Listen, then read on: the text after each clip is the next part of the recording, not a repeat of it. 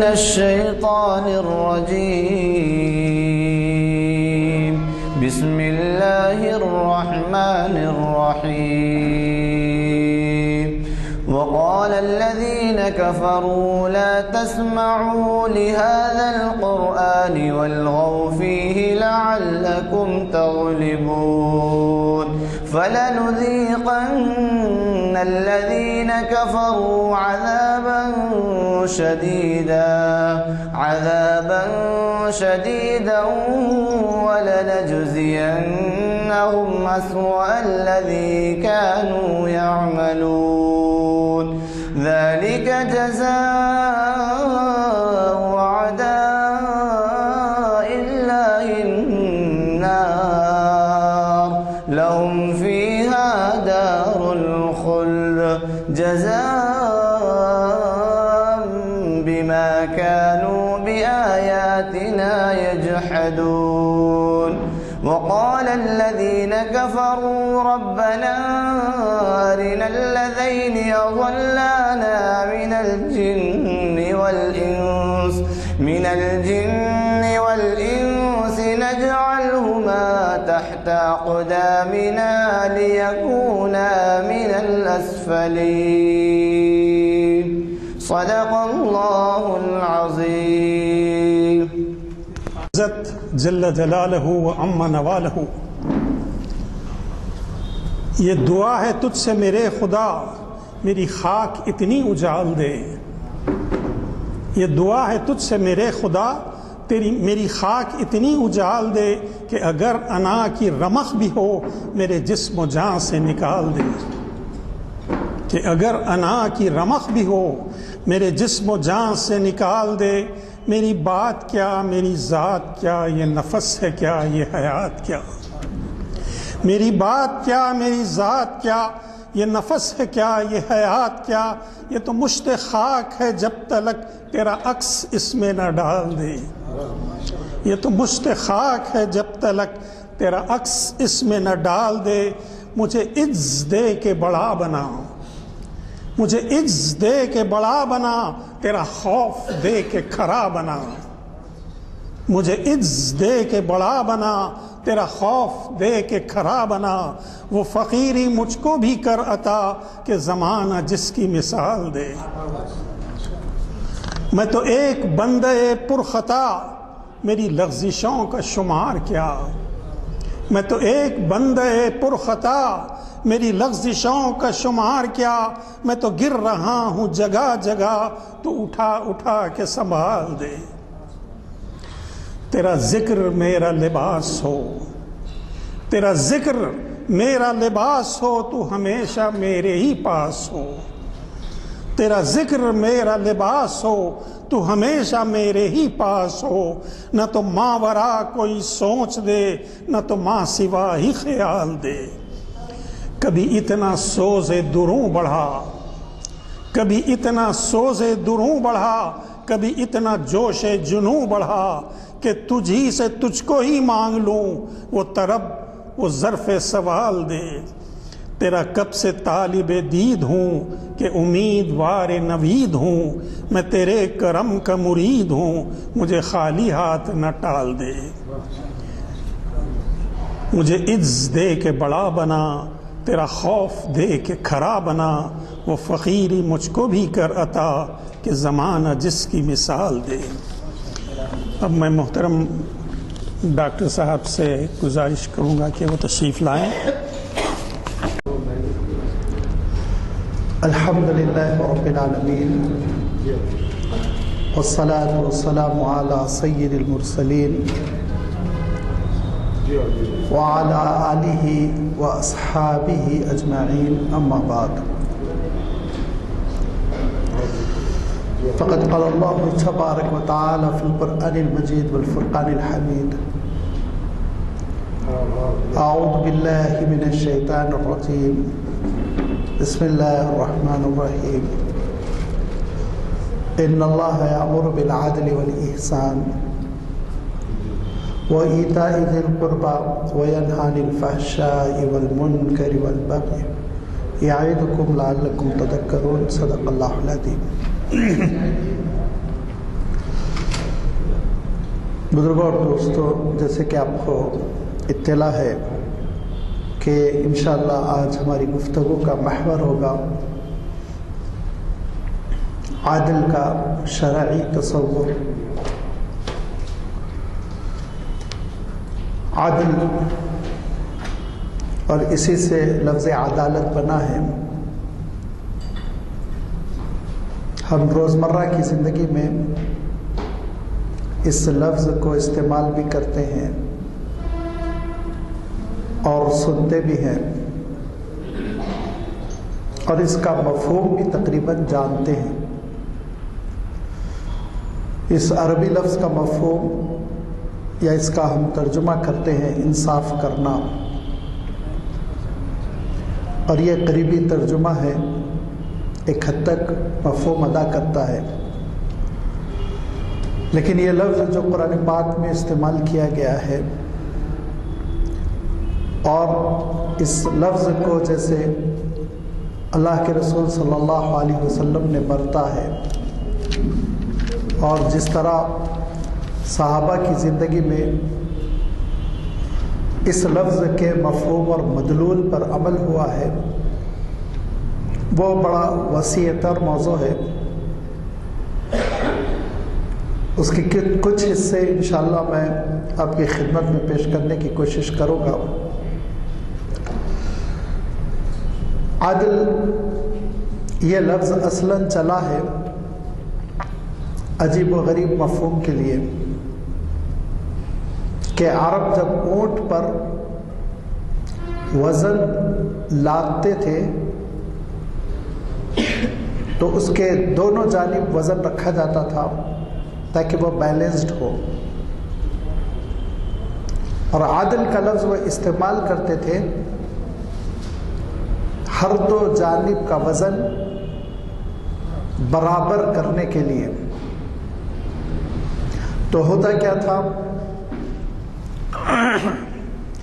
ایک جانب مثال کے طور پر 20 کلو وزن رکھا، اور دوسری جانب ابھی 15 کلو ہے، تو لازمی بات ہے وہ جھکا جاتا تھا، تو پھر اس میں سے نکال کر دوسری جانب رکھتے ہوئے لفظ عدل کا استعمال کرتے تھے کہ تناسب کے ساتھ، توازن کے ساتھ وزن کو تقسیم کرو۔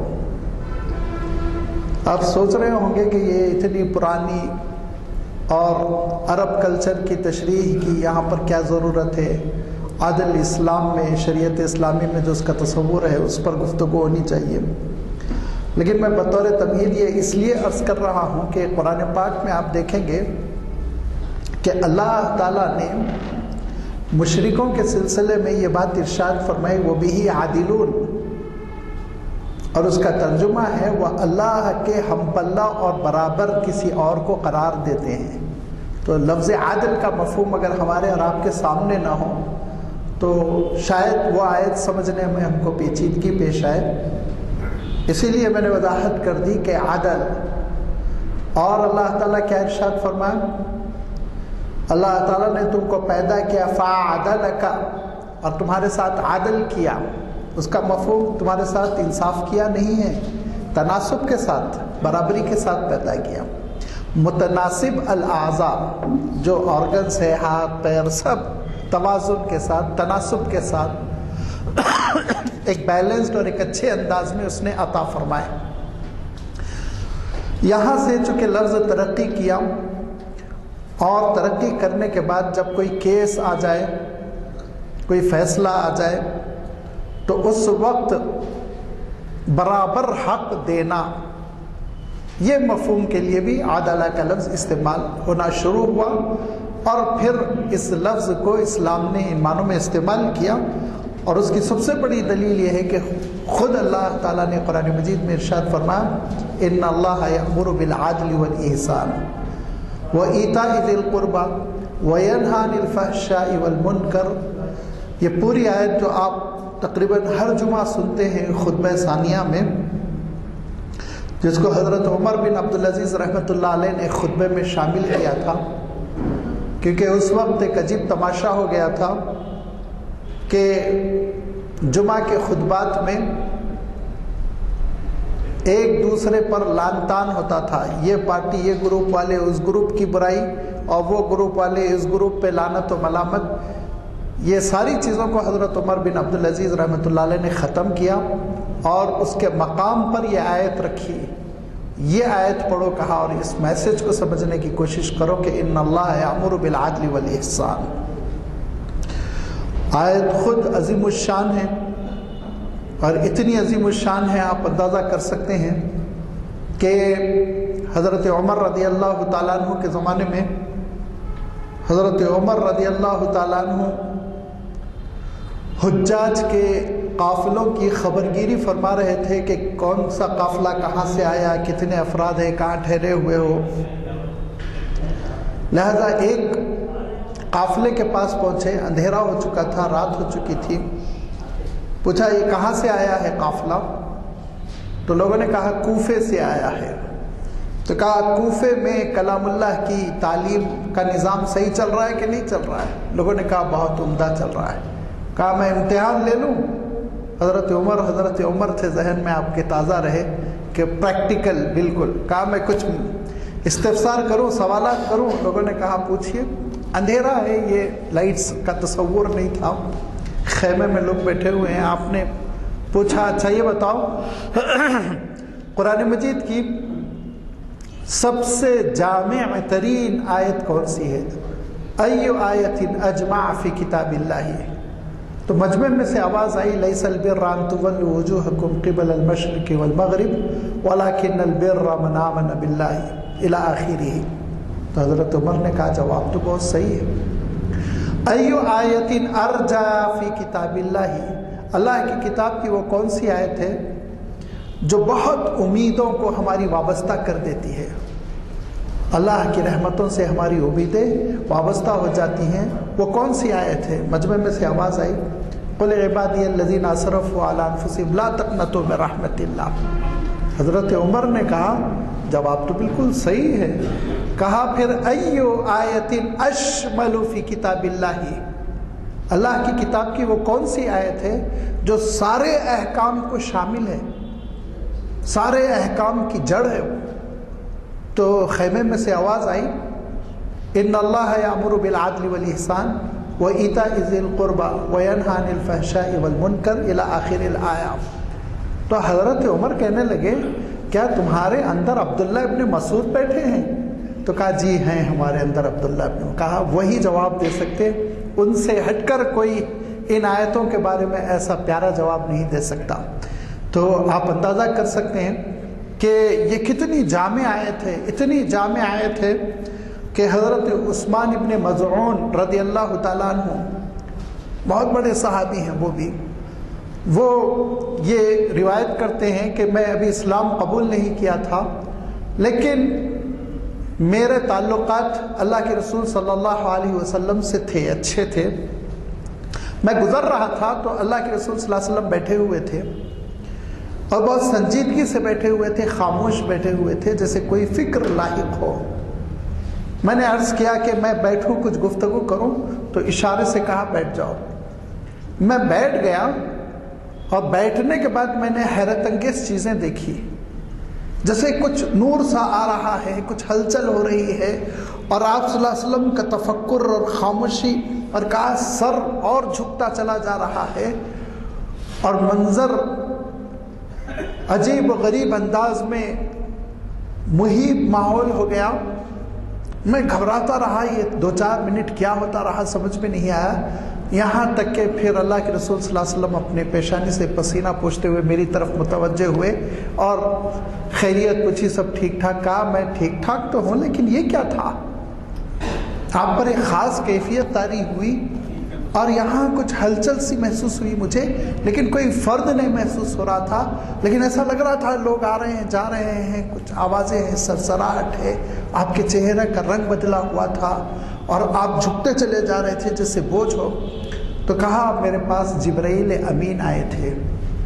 تو کہا وہ کیوں آئے تھے؟ کہا وہ اللہ کے نمائندے ہیں، وہ اللہ کے فرستادہ ہیں، اور وہ اپنے اللہ کے کلام کا ایک حصہ لے کر آئے تھے، اور انہوں نے وحی کی ابھی میرے اوپر۔ تو کہا کیا وحی کی؟ آپ سنائیے۔ تو یہی آیت اللہ کے رسول صلی اللہ علیہ وسلم نے سنائی، इन अल्लाह यअमुरु बिल आदल वल इहसान। तो हज़रत उस्मान इब्न मज़ऊन रज़ी अल्लाह ताला अन्हु कहते हैं कि जैसे ही आयत मैंने सुनी, मैंने कहा ये इंसान का कलाम नहीं हो सकता, इतनी जामे बात कोई इंसान नहीं कर सकता, ये होना हो अल्लाह का कलाम है और मैं आप पर ईमान कबूल करता हूँ। कहा मेरे इस्लाम का सबब यही आयत थी, इसी पे मैं मुसलमान हुआ।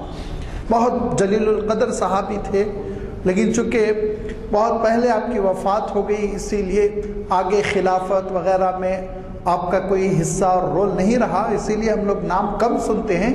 लेकिन हुज़ूर अकरम सल्लल्लाहु अलैहि वसल्लम के बड़े करीबी सहाबा में से हैं हज़रत उस्मान इब्न मज़ऊन रज़ी अल्लाह ताला अन्हु। जब आप जन्नतुल बकी में दाखिल होंगे तो वहाँ पर जो अहले बैत की कब्रें हैं, उनके फ़ौरन बाद हज़रत उस्मान इब्न मज़ऊन की भी कब्र है, लेकिन बहरहाल आजकल वो बताते नहीं हैं। ये बड़े सहाबा में से थे, तो आप अंदाज़ा कीजिए उन्होंने इस्लाम कबूल किया इसी आयत की बुनियाद पर कि इन्नल्लाह यअमुरु बिल आदल, आदल, अल्लाह ताला तुमको आदल का हुक्म देता है, आदल का हुक्म देता है। यानी इसकी तशरीह करते हुए मुफस्सिरीन ने फरमाया इताउ कुल्लु ज़ी हक़्क़िन हक़्क़हु।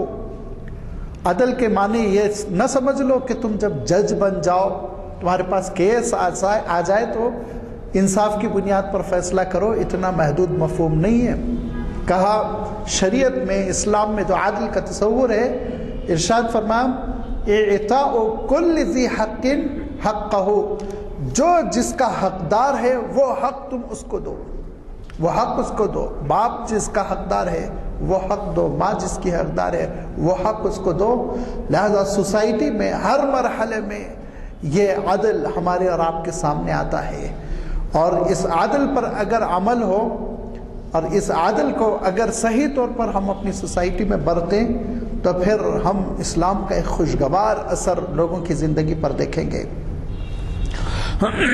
आज दावती सरगर्मियों की कमी नहीं है, इतनी दावती तहरीकें, सरगर्मियाँ, लिटरेचर, तकरीरें और जलसे सहाबा के दौर में नहीं होते थे।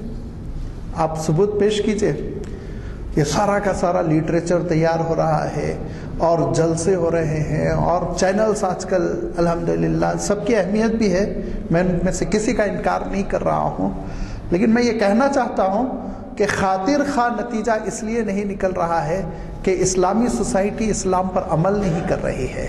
और सहाबा के काम में फ़र्क ये था कि वो इस्लाम के नुमाइंदे थे, उनको देखकर लोग इस्लाम समझा करते थे।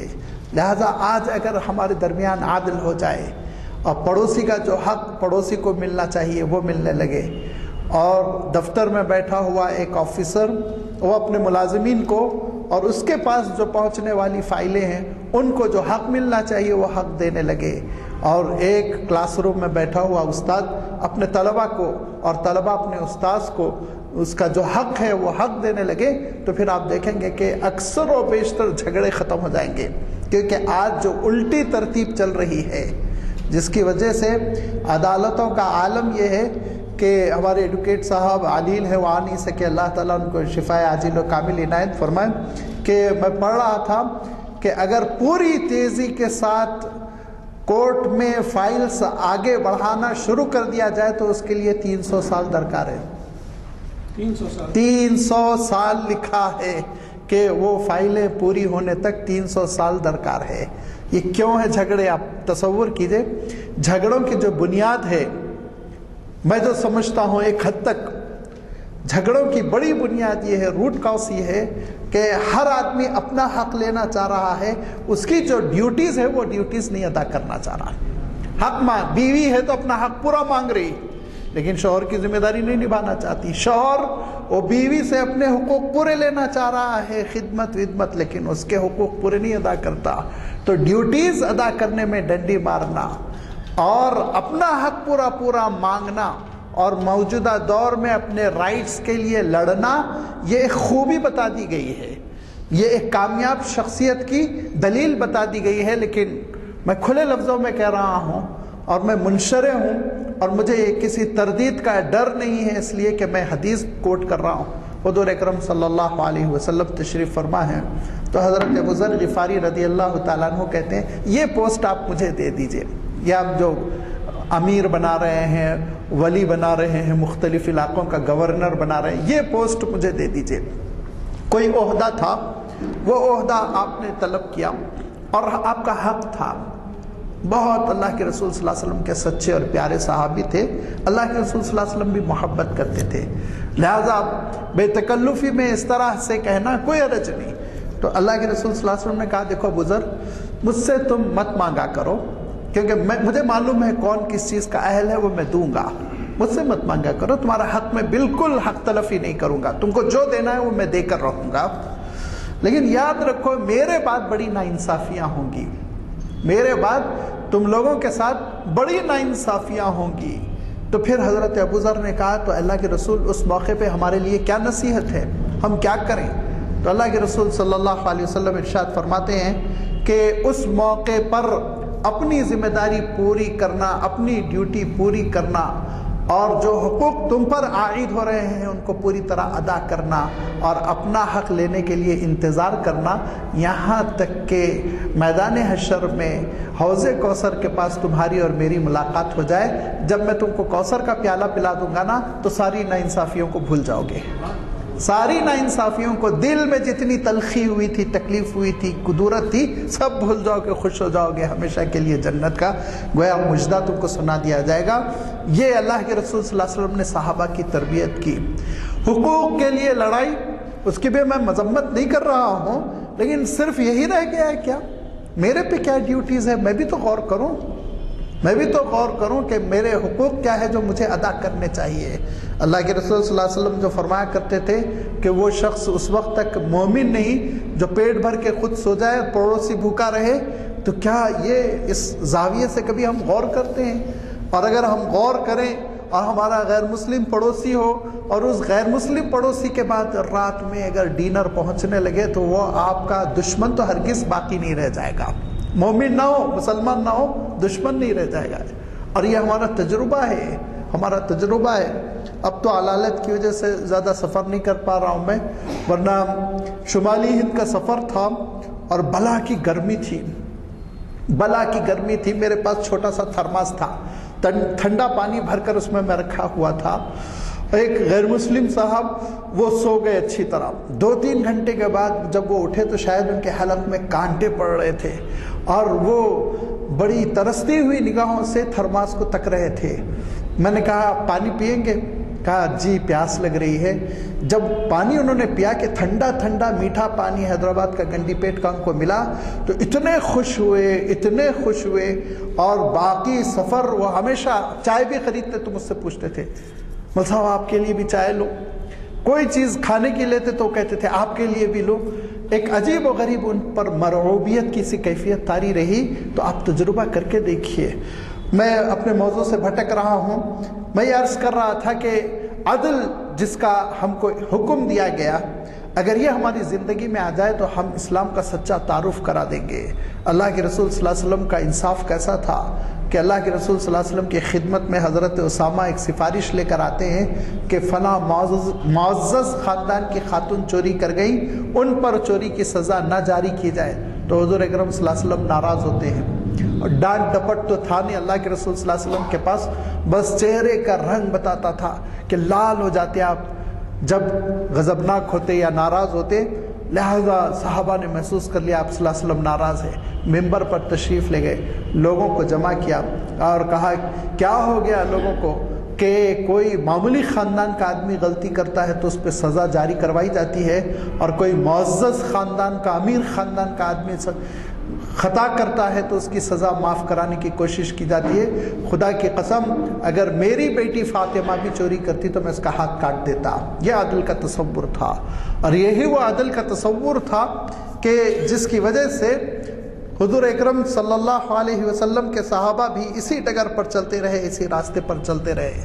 لہذا حضرت علی رضی اللہ تعالیٰ عنہ کا زمانہ ہے، اور یمن کے ایک نوجوان مسلمان ہو کر آئے، شریح الکندی ان کا نام ہے، اور حضرت علی رضی اللہ تعالیٰ عنہ نے ان کو، ویسے حضرت عمر رضی اللہ تعالیٰ عنہ کے دور سے ہی وہ جج مقرر ہو گئے تھے، لیکن حضرت علی رضی اللہ تعالیٰ عنہ کا دور آیا تو آپ نے ایکسٹینشن دی اور کوفے بھیج دیا کہ کوفے کے تم جج رہو گے۔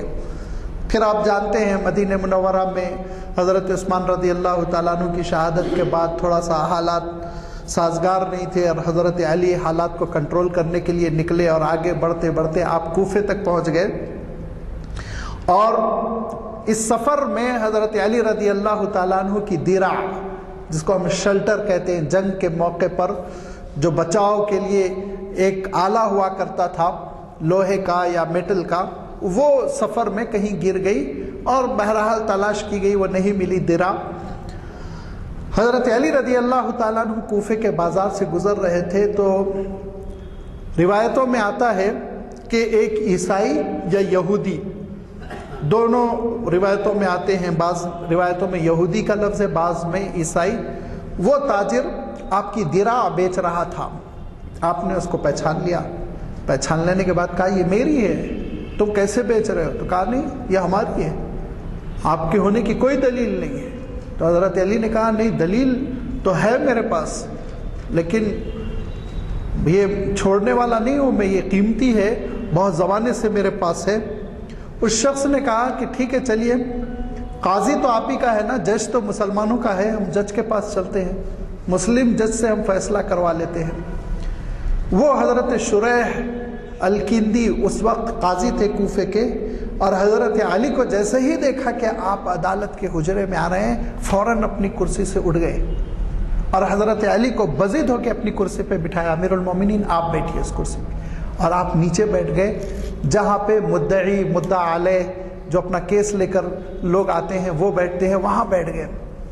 تو حضرت علی نے کرسی پہ بیٹھنے کے بعد کہا دیکھو اگر یہ کیس میرا نہیں ہوتا تو میں اس کرسی پہ بیٹھتا، مجھے حق تھا، امیر المؤمنین ہوں میں، اور میں یہاں بیٹھ کے فیصلہ بھی کر سکتا تھا میں، لازمی بات ہے، آپ سوچ لیجئے امیر المؤمنین کے بعد جج کی حیثیت تو بہت نیچے ہوتی ہے، یہاں بیٹھ کے میں فیصلہ بھی کر لیتا، لیکن کیس جو ہے شریح آج دوسرا ہے، اس میں مدعی ہوں اور یہ شخص مدعا علیہ ہے، ہم دونوں کے درمیان تم کو فیصلہ کرنا ہے، لہذا میں یہ کرسی پہ نہیں بیٹھ سکتا ہوں۔ تو کہا ٹھیک ہے امیر المومنین آپ کی بات معقول ہے، وہ اپنی کرسی پر چلے آئے۔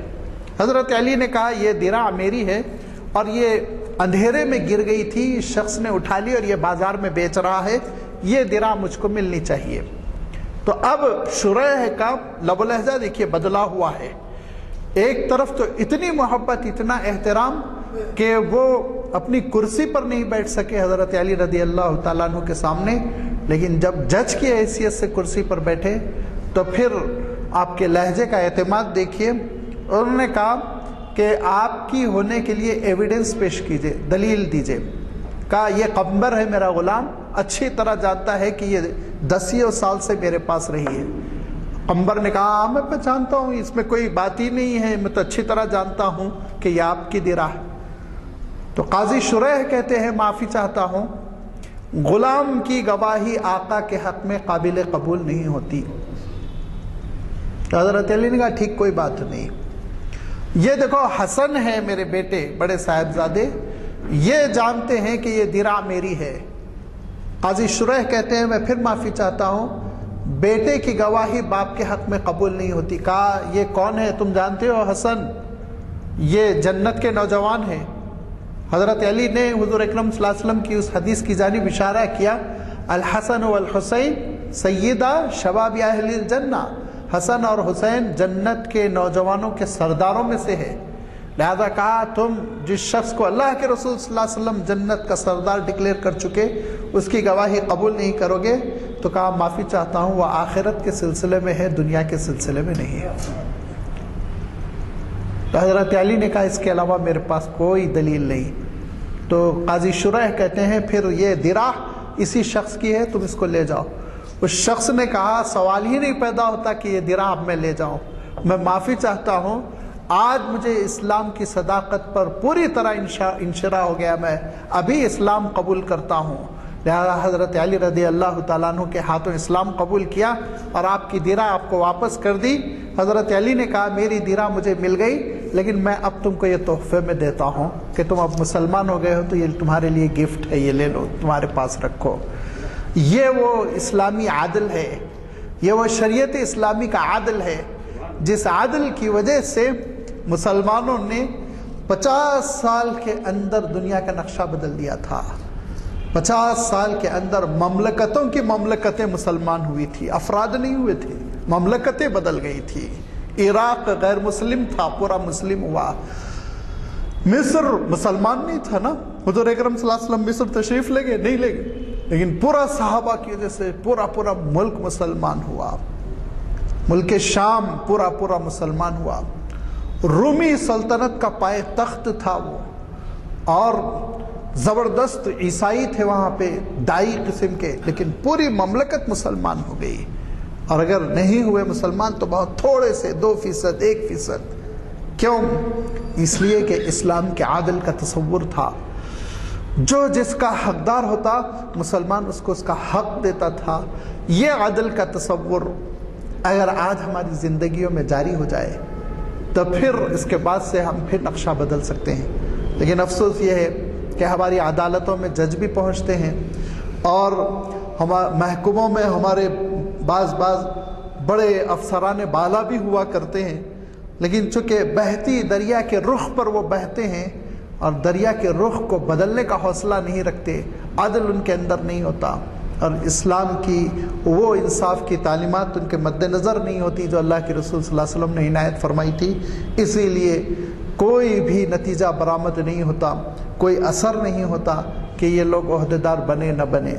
لہذا آج کے اس ماحول میں ہم کو اس بات کی کوشش کرنی چاہیے کہ جو اسلامی تصور ہے عادل کا، اس تصور کو ہم اپنی زندگیوں میں اجاگر کریں، اور ہر حقدار کو اس کا حق عطا کرنے کی کوشش کریں، تاکہ ہماری اپنی زندگی میں بھی ایک سکون، طمانینت پیدا ہو، اور اسلام کی عالمگیری اور اسلام کی للہیت اور اسلام کا وہ نظام جو خدائی نظام ہے، اس کی حکمتیں اور اس کی خصوصیات بھی لوگوں پر نکھر کر آئیں.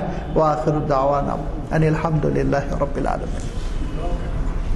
سلطانی والصلاة والسلام على حبیبک ورسولک محمد آلہ واصحابہ.